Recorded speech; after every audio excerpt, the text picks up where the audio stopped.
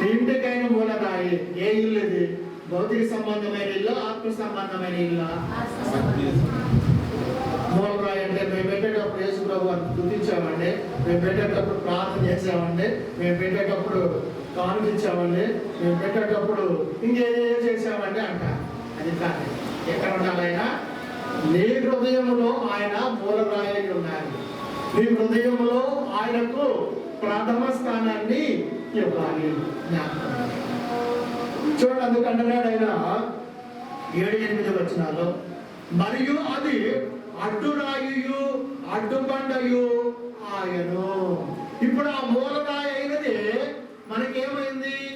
ఎవరికి? యూదులకును, అన్యజనులకును, గ్రీసు దేశస్తులకును అది అడ్డురాయి ఉన్నది. అంటే వారిని ఆటంకపరిచేదిగా ఉన్నదంట. వారికి అంటే జ్ఞానం పొందేవారిగా వారు ఇష్టపడలే, జ్ఞానం పొందాలని వారు ఆశపడలేదు. జ్ఞానం లేని వారిగా ఈ లోకములో అజ్ఞానం చేత నింపబడిన వారుగా ఉండాలనే వారు ఆలోచన కలిగి ఉండి దేవుని మాటకు వారు చెవి ఒక్కట లేకుండా ఉన్నారు. ప్రియ దేవుని సంగమా, ఉదయకాలం మందు నువ్వేం చేస్తున్నావో చూడు. కట్టువారు వాక్యములకు విధేయులై తొట్టిల్లుచున్నారు. వాక్యములకు విధేయులవుతారు, వాక్యమునకు అవిధేయులై ఉంటారు, తొట్టిల్లు పడిపోతారు. వాక్యమునకు విధేయులైతే తొట్టిల్లు పడతారండి? వాక్యములకు విధేయులైతే ప్రార్థన మాంటారా? వాక్యములకు విధేయులైతే దేవుని సన్నిధిలో నుంచి దూరం అయిపోతారా? దేవుని సన్నిధికి దూరం అయిపోతారా? వాక్యమునకు లోబడిన వారుగా ఉండాలి అనేటువంటి విషయాన్ని మనము నేర్చుకోవాలి. అయితే దానికే వారు నియమింపబడితే, అయితే మీరు చీకటిలో నుండి ఆశ్చర్యకరమైన తన వెలుగులోనికి మిమ్మల్ని పిలిచిన వారి గుణాతిశయములను ప్రచురము చేయ నిమిత్తము ఏర్పరచబడిన వంశమును, రాజులైన యాజక సమూహమును, పరిశుద్ధ జనమును, దేవుని సొత్తైన ప్రజలనై ఉన్నారు. వీళ్ళెవరంట? పిలువబడిన వారు. ఇందాక అక్కడ పిలువబడిన వారిని చూశాం కదా మనము. యూదులు, గ్రీసు దేశస్తులు, అన్యజనులు దేవునికి ఆటంకంగా ఉన్నారు. మరి ఎవరు పిలువబడిన వారు? దేవుని సొత్తైన ప్రజలై ఉన్నారు. దేవుని శక్తియును, దేవుని జ్ఞానమును వారు పొందుకున్న వారుగా ఉన్నారు. ఇప్పుడు పిలువబడిన వారు ఎవరంట? చీకటిలో నుండి వెలుగులోనికి, తన ఆశ్చర్యమైన వెలుగులోనికి మిమ్మును పిలిచిన వాడు ఎవరైనా? యేసు ప్రభు. ఎలా పిలిచాడు? రాత్రి కల్లోకి వచ్చి పిలిచాడు కదా, కల్లోకి వచ్చి పిలిచాడు. మనం పొద్దున్న లేచి అక్కడ ప్రార్థన పెడతారు, అక్కడికి వెళ్ళని చెప్పాడు కదా. అలా వెళ్ళేవాళ్ళు ఎంతమంది ఉన్నారు ఇప్పుడు? మెజారిటీ సభ్యులు అలాంటి వాడే. చూడండి, ఇక్కడ వాక్యం ఏం చెబుతుందో, అయితే మీరు చీకటిలో నుండి ఆశ్చర్యకరమైన తన వెలుగులోకి మిమ్మును పిలిచిన వాణి. మిమ్మును పిలిచిన వ్యక్తి ఎవరు పిలిచారు? మిమ్మల్ని దేని ద్వారా పిలిచారు? వాక్యం ద్వారా పిలిచారు. ఎవరు పిలిచారు? యేసు ప్రభువు. ఆయన గుణాతిశయములను, ఆయన గుణగణాలను, ఆయన గుణగణాలు ఏంటి? మంచిగా చెడ్డవా? ఆయన గుణగణములను ప్రచురము చేయ నిమిత్తము, అంటే ఆయన మంచిని ప్రచురం చేయాలి. ఆయన చెడున్నదా? ఆయన చెడున్నదండి? నువ్వు ప్రకటన చేయడానికి లేదు కదా. ఇప్పుడు నువ్వు ప్రకటన చేసేది ఏంటి? ఆయన మంచిని ప్రకటన చేస్తున్నావు. అనగా దేవుని శక్తియు ఆయన జ్ఞానమును నువ్వు కూర్చి ప్రకటన చేస్తున్నావు. దాన్ని నువ్వు ఆటంకపరుస్తున్నావు వినకుండా. ఎందుకు నువ్వు వినలేదంటే నువ్వు పిలువబడలేదు. ఆయన గుణములు నువ్వు తెలుసుకోలేదు. ఆయన గుణములు ప్రేమ, జాలి, దయ, కనికరము ఇవన్నీ ఉన్నాయి కదా. ఆయనలో పాపము లేదు. ఆయన గుణాలు అవి, ఆయన లక్షణాలు అవి. అందుకని మిమ్మల్ని పిలిచిన వాని గుణాతిశయములను ప్రచురము చేయ నిమిత్తము ఏర్పరచబడిన వంశమును, రాజులైన యాజక సమూహమును, పరిశుద్ధ జనమును, దేవుని సొత్తైన ప్రజలునై ఉన్నారు. చూడండి, ఇది పిలిచిన తర్వాత ఇచ్చే బహుమానం ఇది. అయితే మరి పిలవక ముందు ఎలా ఉన్నారు?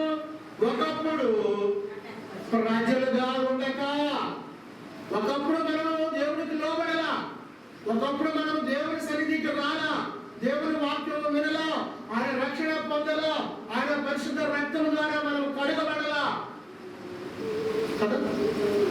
ఒకప్పుడు ప్రజలుగా ఉండక ఇప్పుడు దేవుని ప్రజలైతే, ఇప్పుడు ఏం విన్నాము? ఆయన గుణాది సేవలు విన్నాము. ఆయన పిలిచిన పిలుపును బట్టి ఆయన వాక్యం ద్వారా మనము మార్చబడ్డాము. ఆయన ఆటంకపరిచే వారముగా లేము.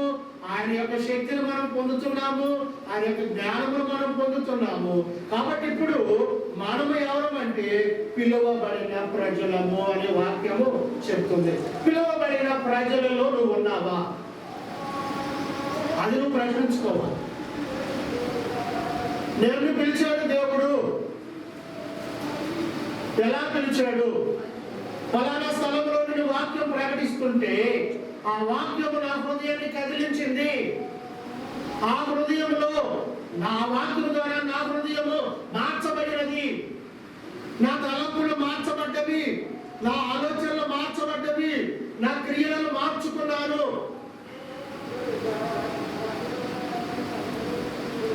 ఇప్పుడు నువ్వు ఎవరి ద్వారా పిలువబడ్డట్టు? అలా మార్చుకుంటే ఎవరి ద్వారా పిలువబడ్డట్టు? వాక్యము ద్వారా పిలువబడ్డట్టు. వాక్యం ఎవరై ఉన్నారు? క్రీస్తు అయి ఉన్నాడు. ఆయన లక్షణాలు ఎలాంటివి? ప్రేమ, జాలి, దయ, కనికరము, పాపము లేనివాడు, పరిశుద్ధుడు. ఇప్పుడు మనం ఎలా ఉండాలి? మరి ఇప్పుడు అలా ఉండాలా వద్దా? ఆయన గుణగణాల దగ్గరికి వచ్చినప్పుడు, ప్రార్థనకు వచ్చినప్పుడు మంచిగా ఉంటాం, ప్రార్థనకి రాకుండా సమాధుల దగ్గరికి వెళ్ళినప్పుడు దుఃఖంగా ఉంటాము. ఇక్కడికి వస్తే దుఃఖం ఉంటుందా? ప్రార్థనకు వస్తే దుఃఖం ఉంటుందా? సంతోషం ఉంటుందా? ఎందుకని ఆయన నిన్ను ఆదరిస్తాడు, నిన్ను ఓదార్చుతాడు కదా.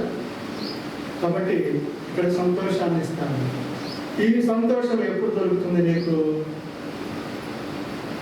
సంతోషము ఎక్కడ ఉండునో సమాధానం అక్కడ దొరికేనని జగమంతా వెతికాను, జనులందరిని అడిగాను, చివరికది నీలోనే కనుగొన్నాను. ఇప్పుడు ఎక్కడ కనుగొన్నావు? దేవుని వద్ద సమాధానం ఉన్నది. దేవుని దగ్గరకు వస్తే సమాధానం ఉంటుంది. దేవుని దగ్గరకు వస్తే నీ మాటలు మార్చబడతాయి. దేవుని దగ్గరకు వస్తే నీ ప్రవర్తన మార్చబడుతుంది. దేవుని దగ్గరకు వస్తే నీ హృదయం మార్చబడుతుంది. దేవుని వద్దకు వస్తే నీ పరిస్థితులు మార్చబడతాయి. అప్పుడు నువ్వు ఆటంకపరచవు.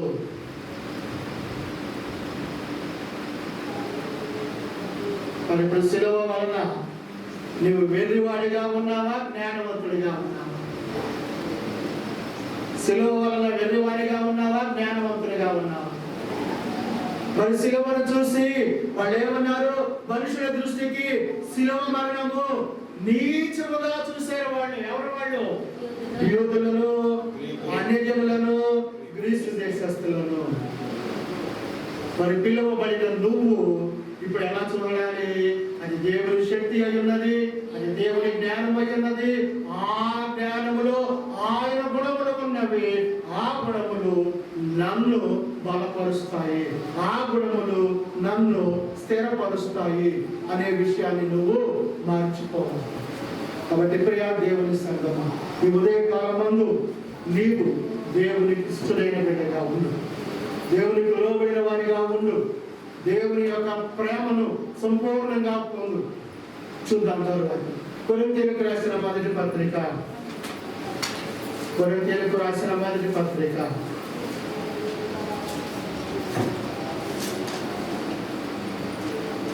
1వ అధ్యాయము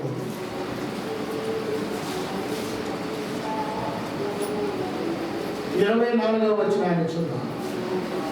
ఆయన యూదులకు ఆటంకముగాను అన్యజనులకు ఇప్పుడు ఆటంకం ఎవరెవరికంట? యూదులకును అన్యజనులకును క్రీస్తు చేసేస్తారు. అప్పుడు వాళ్ళు ఏమంటున్నారు?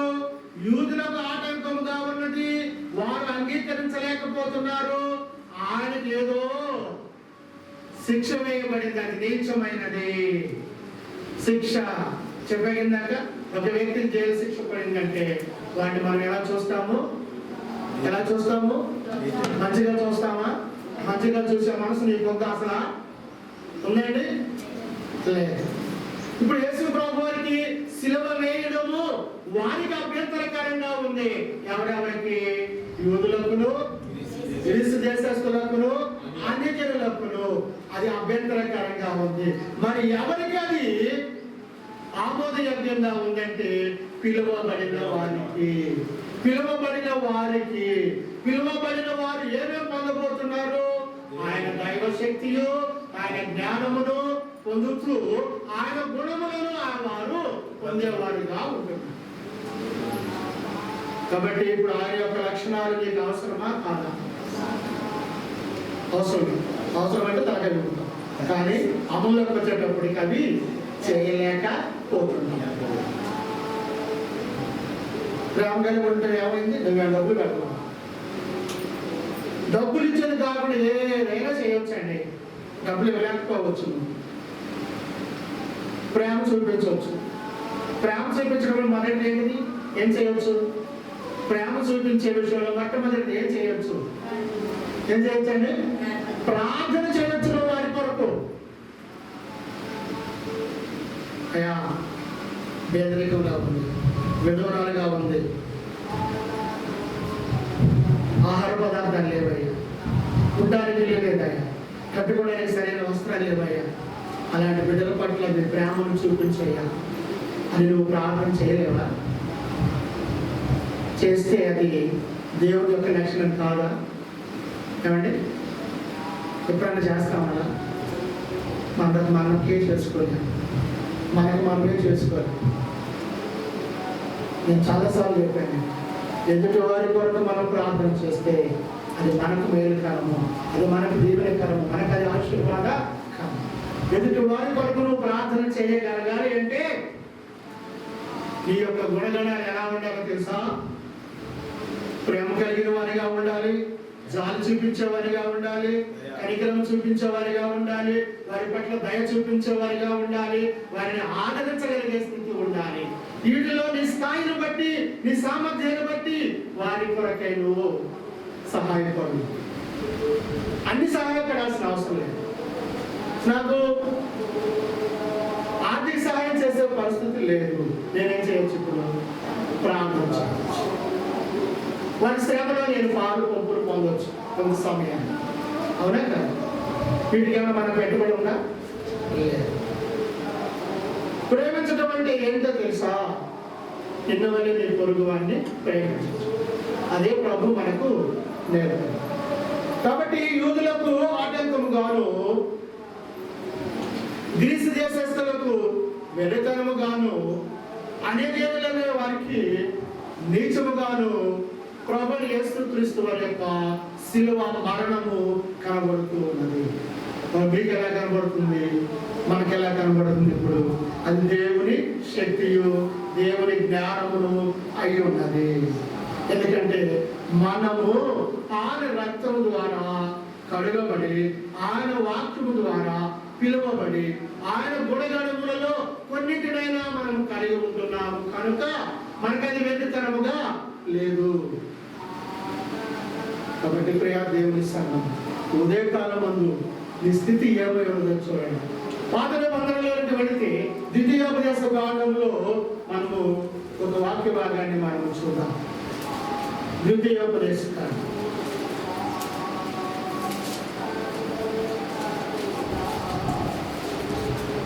21వ అధ్యాయము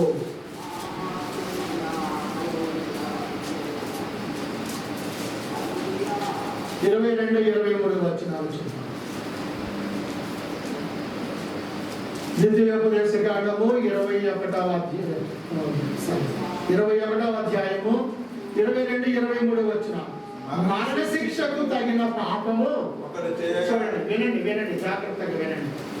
మరణ శిక్షకు తగిన పాపము ఒకడు చేయగా అతనిని చంపి రాణి మీద ప్రేలాడదీసిన ఎడల అతని శవము. మరణ శిక్ష ఎవరికి వేశాడు? రోమా చక్రవర్తి ఎవరికి వేశాడు మరణ శిక్ష? యేసు ప్రభు వారికి మరణ శిక్ష వేశాడు కదా. ఎవరిని వేయవలసిన శిక్ష అది ఎవరికి వేశాడు? ఎవరికి వేయాలి? అసలు శిక్ష ఎవరికి వేయాలి? అక్కడ దొంగతనము దొంగగా ఉన్నటువంటి బరబ్బాకు వేయవలసిన శిక్షను ప్రజలందరూ ఏం చేశారు? మా బరబ్బాను విడిచిపెట్టండి, క్రీస్తును సిలువ వేయండి అన్నారు. చాలా జాగ్రత్తగా వినండి. ఒక దొంగనేమో విడిచిపెట్టమన్నారు ప్రజలు, ఒక నిరపరాధినేమో సిలువ వేయమన్నారు. దొంగను విడిచిపెట్టమన్నారంటే వాళ్ళలో దేవుని యొక్క లక్షణాలు ఉన్నాయా? దేవుని యొక్క జ్ఞానం వాళ్ళలో ఉందా? దేవుని యొక్క నీతి వాళ్ళలో ఉందా? లేదు. అంటే యేసుని గురించి వాళ్ళు తెలుసుకోలేదు. యేసుని గురించి వాళ్ళు తెలుసుకోకపోవడం వల్ల యేసుని శిక్షించమన్నారు, దొంగను విడుదల చేయమన్నారు. అదండి అక్కడేగా ప్రభువుకు శిక్ష పడింది. నిజంగా ప్రభు శిక్షకారు కూడా అంటే ప్రభు కాదండి. కాబట్టి ఇక్కడ మరణ శిక్షకు తగిన పాపము ఒకడు చేయగా, మరణ శిక్షకు తగిన పాపము ఎవరు చేశాడు? దొంగగా ఉన్నటువంటి బరబ్బా చేశాడు. ఒకవేళ దొంగలుగా ఉన్న మనం చేసి ఉన్నామేమో, దొంగలుగా ఉన్న మనం చేసి ఉన్నామేమో, పాపం వల్ల వచ్చే జీతము మరణము కదా. అంటే పాపం మనం చేసి ఉన్నామేమో. ఒకసారి గమనించు. మరణ శిక్షకు తగిన పాపము ఒకడు చేయగా అతన్ని చంపి రాణి మీద వేలాడదీసిన ఎడల అతని శవము రాత్రి వేళ ఆ రాణి మీద నిలవకూడదు. చూడండి, ప్రభు యేసు క్రీస్తు వారు శిలువ రాణుపై ఉదయం 9 గంటల నుంచి మధ్యాహ్నం 3 గంటల వరకు శిలువ రాణుపై ఉన్నారు. చనిపోయిన తరువాత ఆయనను అలానే ఉంచారా? శిలువ మీదనే దించారా? రాత్రి వేళ అయ్యేటప్పటికి ఆయన శిలువపై నుంచి దించారు. దించకపోతే వారి చట్టము ఒప్పుకో. కాబట్టి ఇక్కడ ఏమన్నాడు? అతని శవము రాత్రి వేళ ఆ రాణి మీద నిలవకూడదు. వేలాడదీయబడిన వాడు దేవునికి శాపగ్రస్తుడు కనుక యేసు ప్రభువాన్ని వాళ్ళు ఎలాగా చూశారో తెలుసా? ఇప్పుడు దీన్ని బట్టి యేసు ప్రభువాన్ని ఎలా చూశారంటే వాళ్ళు ఎవరెవరు? వాళ్ళు యూదులు, అన్యజనులు, గ్రీసు దేశస్తులు. శాపగ్రస్తుడిగా చూశారు. శాపగ్రస్తుడు అంటే నీచమైన వారిగా చూశారు. ఎంత ఘోరమైన తప్పిదమో చూడండి, ఎంత ఘోరమైన తప్పిదం.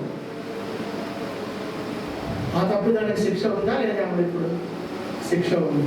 చూడండి, మరణ శిక్షకు తగిన పాపము ఒకడు చేయగా అతన్ని చంపి రాణి మీద వేలాడ తీసిన ఎడల అతని శవము రాత్రి వేళ ఆ మాను మీద నిలవకూడదు.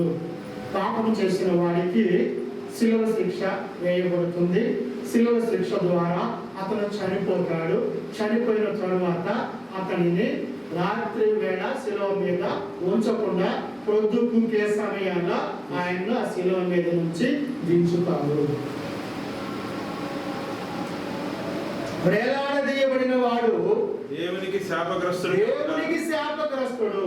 ఆ శిక్ష పడే వ్యక్తి శాపగ్రస్తుడు కనుక నీ దేవుడైన యెహోవా స్వాస్థ్యముగా నీకిచ్చుచున్న దేశమును నీవు అపవిత్రపరచుకున్నట్లు అగత్యముగా ఆ దినమున వారిని పాతి పెట్టవలెను. అదే దినమున వారిని పాతి పెట్టాలి. అదే దినమున వారిని పాతి పెట్టాలి. అది అక్కడ ఉన్న వారి యొక్క చట్టము, వారి యొక్క కట్టడి, వారి యొక్క ఆచారమై ఉన్నది. పాపము, మరణశిక్ష, శిలువ, తనని క్రిందకి దించడము, తనని పాతి పెట్టడము కదండి. ఇవన్నీ శిలువ ఘట్టములో ప్రాముఖ్యమైన విషయం. శిలువ ఘట్టములో ప్రాముఖ్యమైన ఏమంటే నేను చిన్న మాట అడుగుతాను, ఏమనుకోకండి. ఈస్టర్ పండుగ రోజు లేదా గుడ్ ఫ్రైడే రోజు ఈ వాక్యం చెబుతారండి కదా?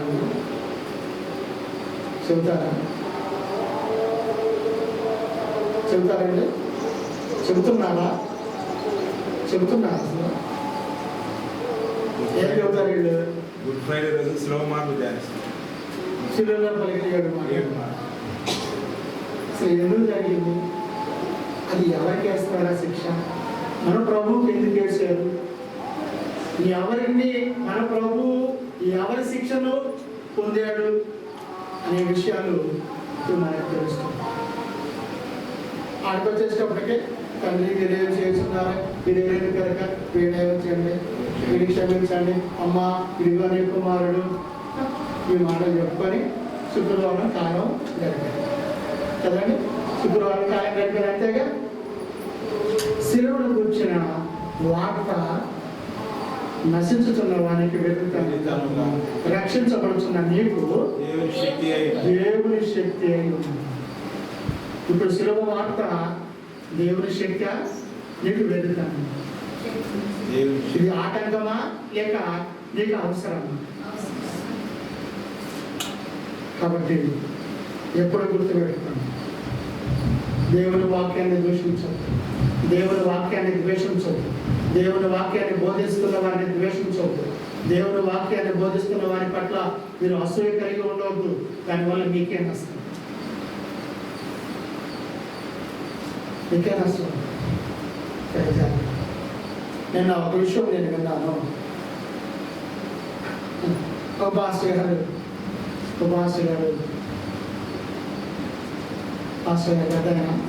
పెద్ద సంఘాల పాస్టర్ గారు ఆయన అన్నీ చేస్తాడు. ఆయన